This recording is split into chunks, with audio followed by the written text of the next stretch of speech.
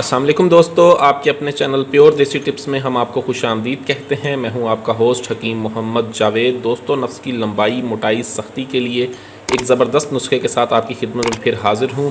आज का हमारा जो नुस्खा है ये ऐसे तमाम तरह अफराद के लिए है जिनके नफ्स में सख्ती नहीं रही, नफ्स बिल्कुल लागर हो गए हैं, कमज़ोर हो गए हैं, नफ्स ढीले पड़ गए हैं, नफ्स में इंतशार नहीं आता, नफ्स की रगें जो हैं बिल्कुल कमज़ोर हो चुकी हैं, रगों में ताकत नहीं है, ताकत ना होने की वजह से नफ्स में सख्ती नहीं है, या फिर नफ्स के पट्टे कमज़ोर हो गए हैं, नफ्स में इंतशार होता है, होके फिर टूट जाता है।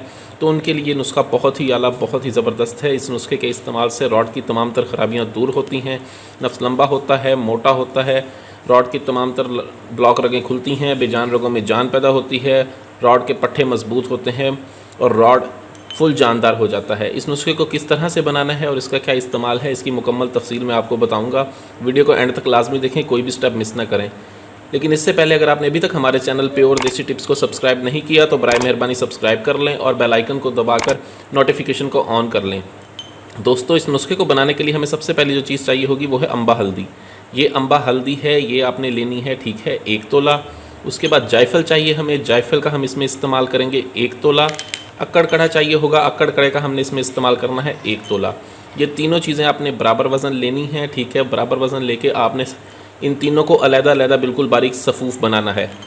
जायफल के आपने ऊपर के छिलके उतार के फेंक देने हैं, सिर्फ मगज़े जायफल लेना है आपने, ठीक है। तीनों चीज़ों को अलग-अलग बिल्कुल बारीक सफ़ूफ़ बनाना है। बिल्कुल बारीक सफ़ूफ़ बनाने के बाद आपने तिलों का तेल लेना है, 40 ग्राम तिलों का तेल, और ख़ालिस जैतून का तेल आपने लेना है 30 ग्राम, ठीक है। तिलों का तेल 40 ग्राम और ख़ालिस जैतून का तेल आप किसी भी अच्छे जनरल स्टोर पर चले जाएं, वहाँ से इंपोर्टेड आप जैतून के तेल की बोतल ले लें, वो आपको चाहिए होगा 30 ग्राम।